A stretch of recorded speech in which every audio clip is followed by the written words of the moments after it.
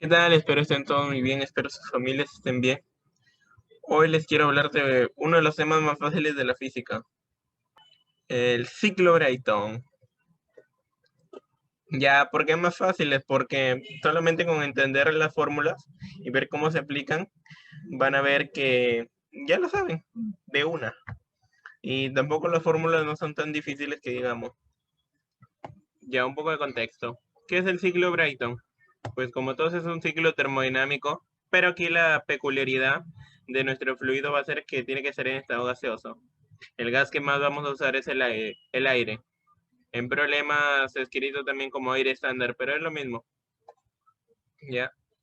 Y como todos tiene que tener una continuidad, por algo es ciclo, ¿ya? Esta continuidad sería de que entra gas y sale gas.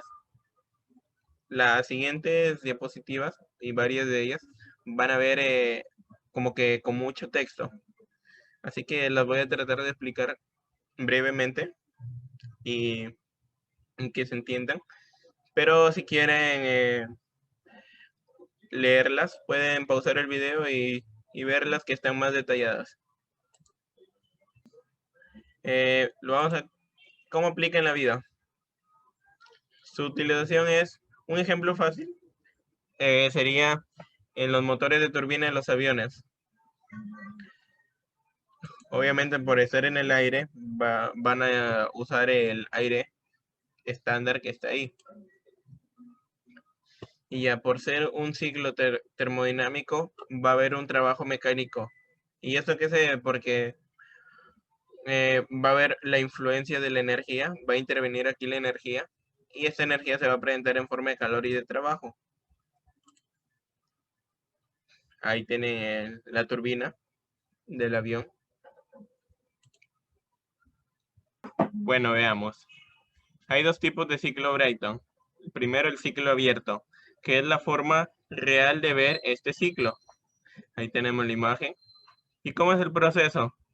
Pues empieza el gas que empieza en 1, ingresa el compresor. Aquí lo que va a hacer el compresor es aumentarle la presión y pues va a salir en 2 ese mismo gas pero aumentado de presión. Luego ingresa a la cámara de combustión, donde aquí va a haber el primer calor de entrada, que aquí la hace el combustible. Y pues va a haber una combustión dentro de esa cámara y en 3 va a llegar un gas que aparte de la presión que había aumentado, también ha aumentado su temperatura. Ya en 3 ingresa la turbina. Aquí la turbina es donde se va a sacar el trabajo de ese gas, donde lo va a transformar en trabajo. Y pues, eh, como no, el calor de entrada nunca va a ser el mismo calor de salida, ya que no todo el calor se puede utilizar, siempre va a haber algo que le llama aquí productos, que sería el gas de escape, que sería lo que ha sobrado de este ciclo Brayton, y así es como termina. Después también hay la otra forma es verlo como ciclo cerrado. ¿Qué es? Verlo de la forma ideal. ¿Qué tiene diferencia con el otro? Que a diferencia del otro, aquí no va a haber pérdidas. Ahí tenemos la imagen. Si se dan cuenta, hay otra cámara que les ponen de nombre intercambiadores de calor. Similar proceso. Ingresa el compresor, aumenta de presión y después ingresa el primer intercambiador de calor, que donde también entra el calor de entrada. Entonces llega a 3 como un gas que ha aumentado de presión y también ha aumentado de temperatura a diferencia de sus condiciones iniciales. Ya luego ingresa a la turbina donde se va a transformar en trabajo y ya pues sale en 4. Aquí es donde supuestamente debía haber el gas de escape, pero no. Este gas de escape va a ingresar a otro intercambiador de calor, es decir, se va a utilizar, ya no sería de escape. ¿Y qué va a hacer ese intercambiador? Va a devolverlo a sus condiciones iniciales, por eso es que si ven que vuelve a 1 y va a botar un calor de salida, que es ese calor de pérdida que hubo. Ya no se pierde el gas, solamente se pierde el calor. Bueno, sintetizando todo esto, podemos llegar a unas cuantas conclusiones con lo que tenemos. De que el ciclo Brayton, visto de manera abierta, va a tener un gas de escape y siempre es el que va a aparecer en la vida diaria. Es decir, el ciclo Brayton opera de forma abierta. Pero para nuestros cálculos lo vamos a ver de la forma ideal, ya que esas pérdidas que hay del gas de escape todavía no tenemos los conocimientos hasta el momento para describirlos. Ahí tiene la imagen. Así que todo va a ser a partir de un ciclo Brayton ideal. Bueno, ahora tocan los diagramas. Primer diagrama es el de presión y volumen. Son dos. Como ven, de 1 a 2, que era donde estaba el compresor, la entropía va a ser constante.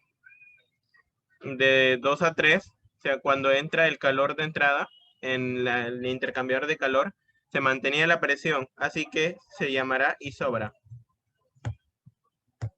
De 3 a 4, en la turbina, va a mantenerse igual la entropía. Y de 4 a 1, que era en el otro intercambiador de calor, va a ser isobra. También se va a mantener la presión constante. ¿Qué podemos aclarar aquí? Que de 3 a 4, en el momento de que está en la turbina, tanto la presión como la temperatura disminuyen. No iguales la temperatura no igual a la posición 1, pero sí disminuye en comparación a la posición 3. Esto lo podemos determinar de ver en el diagrama de temperatura y entropía. Ahora se ve otra gráfica. Aquí de 1 a 2 es isoentrópica. Se sigue manteniendo la entropía y ahí se ve. Después también de 2 a 3 era presión constante, esa isobra. Ahí se puede ver que la temperatura aumenta. Esto se debe al calor de entrada. Después de 3 a 4 es la isoentrópica. Ahí se ve. Y ahí se puede ver lo que les digo. De 3 a 4 baja la temperatura. Ya, y de 4 a 1 la isobra. Ahí donde se mantiene la presión. Y otra se está bajando la temperatura hasta volver a las condiciones iniciales. ¿Qué podemos quedar? De que si se dan cuenta, ¿qué podemos quedar? Si se dan cuenta, de 3 a 4 baja la presión hasta las condiciones iniciales. Y de 4 a 1 la temperatura hasta las condiciones iniciales. Análisis de variables. En la masa, algo simple. Siempre la masa de entrada va a ser igual a la masa de salida. Aquí, por ejemplo, vemos que entra la masa por 2 tubos, pero la que va a salir va a ser la sumatoria de estas, porque aquí hay una sola salida. Y ya, pues, y en las gráficas anteriores, por ejemplo, son así, de que entra por un lado y sale por otro lado, también lo mismo que entra va a ser igual a lo mismo que sale en condiciones de masa. Ahora vamos a ver el análisis de la energía. ¿Por qué la energía? Porque como hemos visto en el ciclo Brayton, hay tanto calor como trabajo, y estas son formas de manifestación de la energía. Aquí vamos a ver dos tipos de análisis. Uno exacto. Aquí vamos a necesitar el uso de las entalpías. Esto lo podemos conseguir de tabla. Llegando a esta fórmula. ¿De dónde viene? De que el calor total siempre tiene que ser igual a la energía interna total también más el trabajo total. Así que como aquí no hay energía interna, tenemos que el calor total es igual al trabajo total. ¿Y cómo los conseguimos cada uno? Calor total sería igual al calor de entrada menos el calor de salida. Lo mismo para el trabajo. Y estas entalpías obviamente también tienen que ser una entalpía total. Así que también tenemos entalpía de salida menos entalpía de entrada. Y un aproximado también tenemos.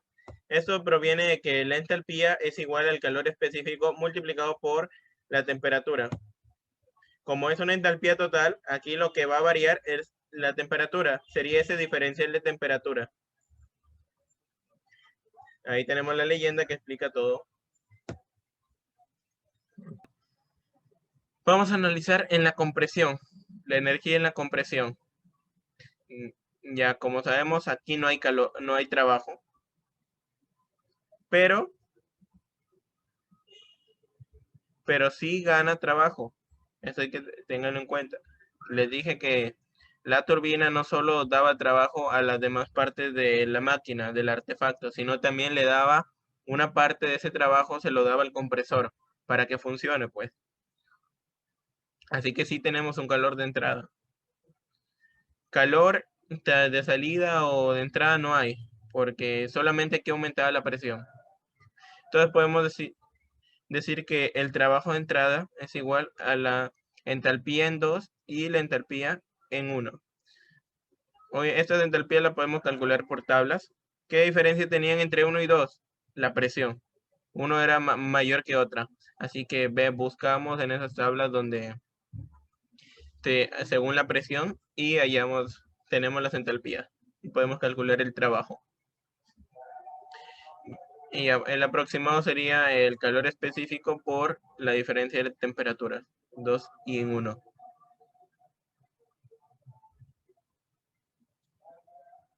Ahora, el análisis de la energía en el primer intercambiador de calor, de 2 a 3. Ya aquí ya hay un calor de entrada. Aquí no hay trabajo. Trabajo sí no hay, trabajo nomás hay en el compresor y en la turbina. ¿Ya? Así que podemos decir que el calor de entrada, que es lo único que hay, es la diferencia de esas entalpías. También a la diferencia aproximado al calor específico por la diferencia de temperaturas en esos dos momentos. Ahora en el siguiente, que sería la turbina, 3 y 4. Ya aquí en la turbina hay un calor de salida y también un trabajo neto. Que ya ahí lo podemos ver. Pero aquí no se le ingresa calor. Tengan en cuenta eso. Ni tampoco sale calor. Así que solamente aquí tenemos un trabajo de salida, que es el neto. Ya. El neto, no, ya, ahora toca analizar la energía en la turbina, de 3 a 4. Aquí tienen que ver, aquí calor no ingresa. Ingresa nomás en los intercambiadores de calor.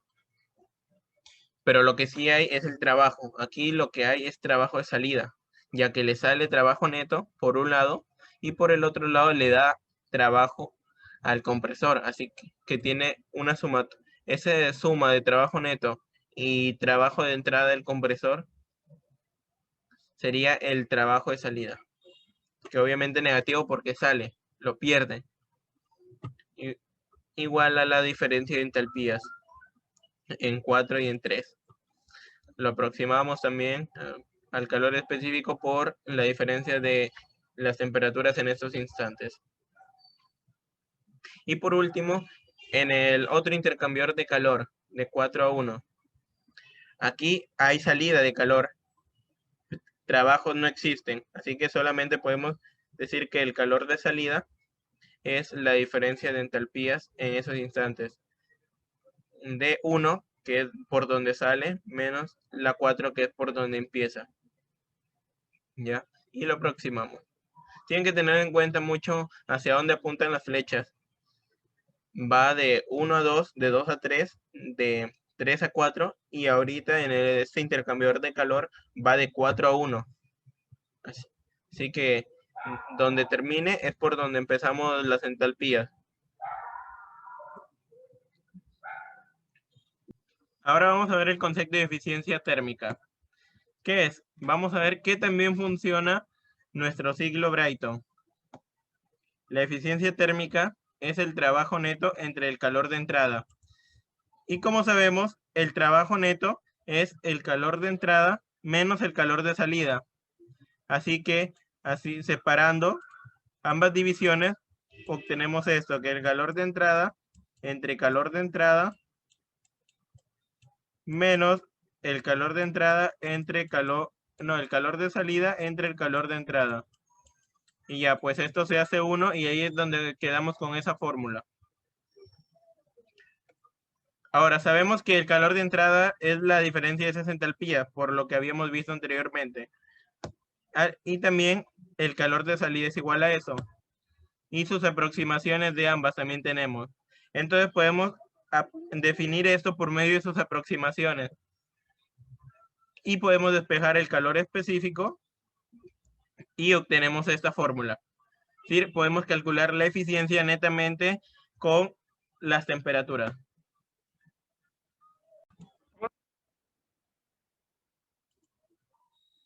Vamos a simplificar aún más esta ecuación. O sea, conocemos esto, de que la temperatura por la presión elevado a este término siempre es constante. Esto se da tanto en el compresor como en la turbina. ¿Por qué? Porque como ahí no ingresa calor, podemos decir que de 1 a 2 y de 3 a 4 el calor se mantiene constante en esos dos momentos.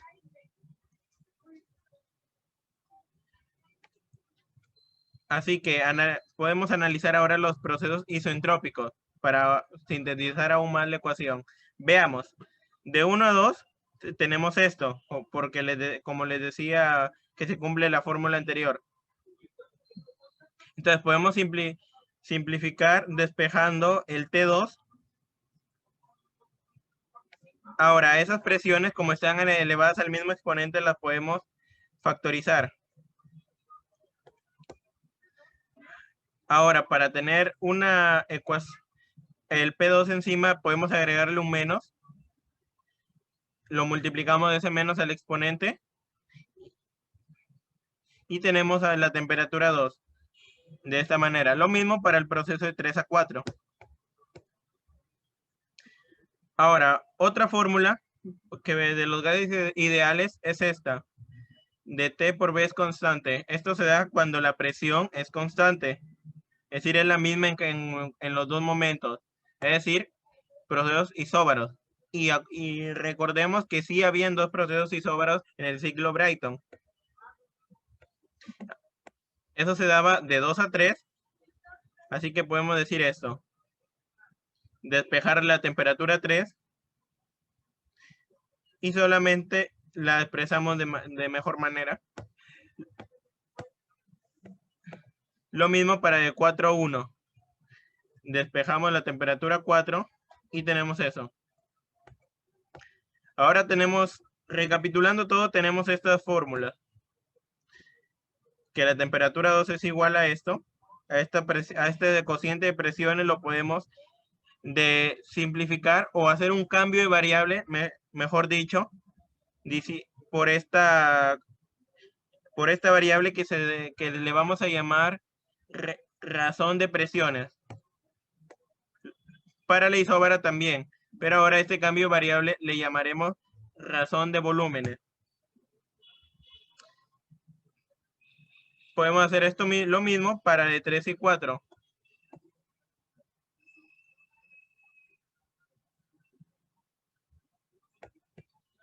Bueno, recordemos la fórmula de la eficiencia térmica, ¿ya? Y vamos a tratar de despejar todo en función a T1, a la temperatura 1. Teníamos esto de la temperatura 2, ya la tenemos en función a la temperatura 1. Ahora tenemos la temperatura 4, también en función de la temperatura 1. Pero la temperatura 3 en función de la temperatura 2. Pero esa temperatura 2 ya la teníamos en función de la temperatura 1. Así que podemos poner la temperatura 3 en función de la temperatura 1. Y ahora sí, ya simplificar todo en la ecuación de la eficiencia. Tenemos estas. Ahora tenemos las tres temperaturas en función de la temperatura 1. Podemos despejar. Como vemos, todos tienen temperatura 1 en común. Así que podemos simplificar. Y obtenemos esto. Ahora, en el denominador podemos simplificar la razón de presiones y así poder hacer que se eliminen estos dos factores. Y obtenemos eso, que lo podemos reescribir de esta manera. Pero en los libros, mayormente aparece esta fórmula. Ahora, como ven, ahí tenemos una gráfica de cómo está ligada la eficiencia como la relación de presiones. Y aquí podemos ver de que la eficiencia nunca va a llegar a ser 1. Además, las presiones nunca tampoco van a llegar a ser 0. ¿Por qué la relación de presiones no va a llegar a ser 0? Porque si fuese 0, tendríamos una eficiencia del 100%. Y como hemos visto antes, esto es imposible de darse. Para solucionar este problema, debemos darnos cuenta de que no es necesario todos los datos que nos dan, la temperatura, la presión, nada, el flujo volumétrico, no son necesarios. Solamente nos basta con que nos den la relación de presión que nos la dan, porque la hice en el compresor. Así que lo único que varía en el compresor es la presión, va a ser esa relación de presión. Y nos dan que ese dato es 10. Y ahora también nos dicen que es aire estándar. Y sabemos que la constante del aire estándar es 1,4. Esto es muy importante. ¿Por qué? Porque si fuese otro gas, aparte del aire estándar, tendrían que especificarnos o nosotros deducir de algún modo en el problema que si es monoatómico o poliatómico, que son las otras dos variantes, ya que el aire estándar es diatómico. Si fuese monoatómico, la constante sería de 5 tercios. Y si fuese monoatómico, de de poliatómico, sería de 4 tercios. Bueno, ahora aplicando la fórmula de eficiencia, la que habíamos obtenido hace poco, la última, podemos sustituir los valores y obtenemos de que la eficiencia es del 48,205%. Bueno, esta es la gráfica que nos dan para este problema. Ahora, en el apartado A, nos piden la temperatura del gas a la salida del compresor. Entonces, lo primero que debemos saber que nuestra temperatura que nos dan es de 300 Kelvin, la que empieza antes del compresor. Ahí lo dice el problema. Y por tablas, según esa temperatura, podemos sacar que la entalpía es de 319 kilojoules por kilogramo. Y también sacar la presión relativa, que es este dato. Ahora vamos a usar la fórmula de las presiones relativas junto con las presiones, que es otro conocimiento previo que debemos tener. Esta es la fórmula. Ahora solamente sustituimos los datos y obtenemos que la presión relativa en el momento 2 es de 11,088. Ahora, lo que vamos a aplicar ahora va a ser una interpolación, porque no conocemos la temperatura para ese resultado que hemos obtenido, pero sí conocemos en las tablas dos que su antecedente y su posterior a este dato, los más cercanos. Y tienen esas temperaturas. Entonces, como les digo, vamos a interpolar. Interpolamos y hallamos esa temperatura 2 que necesitamos. Ahora, en la solución del apartado B nos piden el trabajo de retroceso. ¿Y cuál es este? Es el trabajo de entrada. ¿Por qué? Porque ese era el que volvía a hacer funcionar el compresor para que todo empiece de nuevo. Y este trabajo de entrada, por conocimientos que hemos visto en lo que es en el análisis de la energía, tenemos que es la diferencia de estas dos entalpías en estos momentos. Y nos falta calcular esa entalpía 2. Y también vamos a hacer el mismo proceso, interpolando, buscando por tablas entalpías, una antecedente y otra posterior. Con la interpolación conseguimos el dato de la entalpía 2. Ahora sí, ya podemos sustituir en la fórmula. Y encontramos que el trabajo de entrada es de 243,9895 kilojoules por kilogramo. Obviamente esto está en función de la masa. Ahora vamos a ver las desviaciones en el ciclo Brayton. Bueno, ¿qué significa? Que vamos a verlo ahora más a lo que sería el ciclo abierto. Esto se debe a algunas causas. Primero, la fricción entre el fluido y las tuberías. Es decir, que puede haber una fuerza de rozamiento que interfiere entre ellas. Después también una pérdida de calor con las tuberías, ya que como las tuberías son de metal, van a absorber calor. Por ello existe la dilatación. Es decir, va a haber una pérdida de calor durante el proceso, y no solo al final. Así que, como vemos en esta gráfica, esas desviaciones se producen sobre todo en el compresor y en la turbina. Entonces ahora vamos a calcular una eficiencia entre ellas. En el compresor, vamos a definir la eficiencia como el trabajo real entre, disculpen, el trabajo ideal entre el trabajo real. Ahí está uno por S, otro por A. Ya, entonces sería la diferencia de sus entalpías, pero la entalpía 1 no cambia. ¿Por qué? Porque parten del mismo punto. Es decir, el gas comienza igual. Podemos darlo o también aproximarlo por medio de temperaturas. En la turbina, mismo proceso, pero ahora debemos darnos cuenta de que en lo que es entropía, en la posición A, que sería la real, es mayor a la posición ideal. Entonces, la eficiencia va a ser al contrario, porque si no nos saldría una eficiencia fraccionaria, es decir, menor a 1, en lo que es porcentajes. Ya, y entonces obtenemos de que sería el trabajo de la real entre el trabajo de la ideal. Podemos darle una manera exacta por medio de entalpías o una aproximada por las temperaturas. Ahí tenemos la gráfica. Ahora, para hallar esa eficiencia térmica, primero debemos analizar esas dos eficiencias, tanto en el compresor como en la turbina. El compresor, fácil.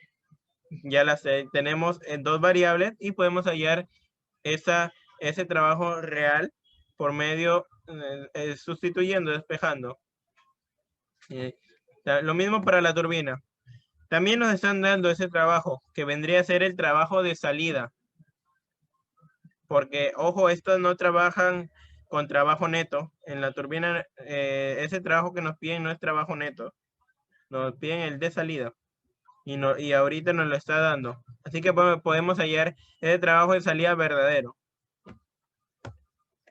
Ahora, ya tenemos, gracias al compresor, ya conocemos ese trabajo verdadero. Así que podemos hallar esa entalpía 2 verdadera, ya que la entalpía 1 es la misma y la podemos sacar de tabla.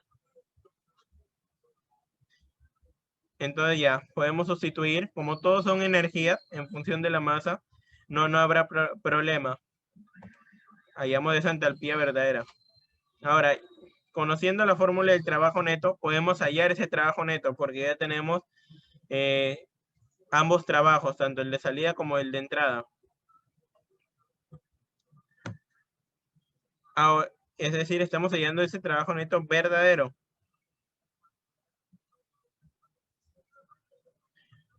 Ahora, ya para hallar el calor de entrada, para ya poder efectuar la ecuación de la eficiencia térmica, lo podemos hallar simplemente con las entalpías, que sería la entalpía 3 menos la entalpía 2.